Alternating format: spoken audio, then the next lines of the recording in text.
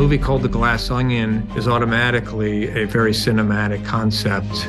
The whole opening of the film is about the arrival of the puzzle box, and it's almost like a perfect microcosm in a way for what happens in the film.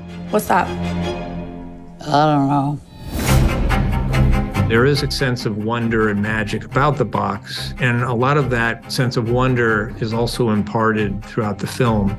See the center wheel lifted up? The whole murder mystery thing is about character, and each one of the characters had their own environment that we had to investigate and to explore when they received their puzzle box.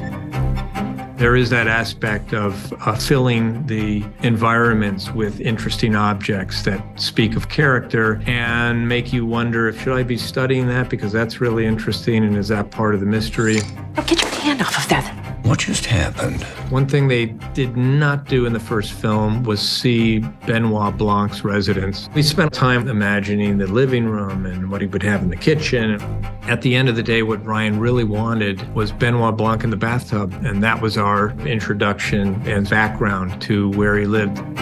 I've got the pre-definite detective in the world at my murder mystery party. That is so legit. One of our greatest challenges was figuring out where Miles lives, what the characteristics of his fabulous villa on his own island were. We knew there was the Mediterranean, which has that magical vacation and lovely, soft, beautiful feel to it.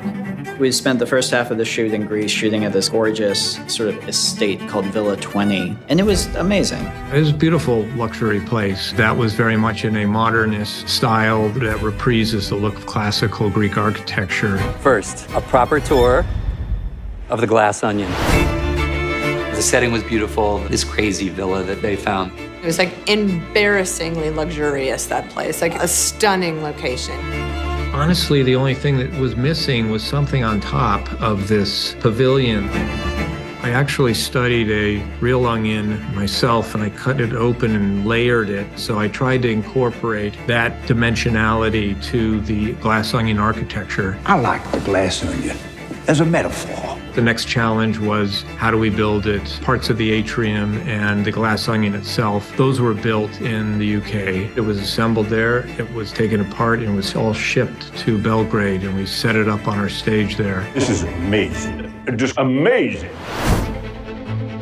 Why do you have the Mona Lisa in your living room? We certainly did cram a lot of artwork into Miles's atrium. We did it intentionally. We were definitely needing to underline the fact not only that Miles was someone who has to pay somebody to gain their aesthetic, but also there's the power and the wealth aspect of that he's displaying. Your rooms are assigned by the chakra that I most closely associate with each of you. When they arrive at Miles Island, each one of their villas has got a theme going on, which represents their chakra. And that was all part of this sort of pseudo mysticism that Miles is trying to make himself interesting by. So each of his friends has a color palette that he's chosen. We had in each room was a very large mandala, which we got from an artist named Max Pate. And, you know, that was a way of distinguishing them from each other as well. We'll have a chill afternoon, and then the game begins.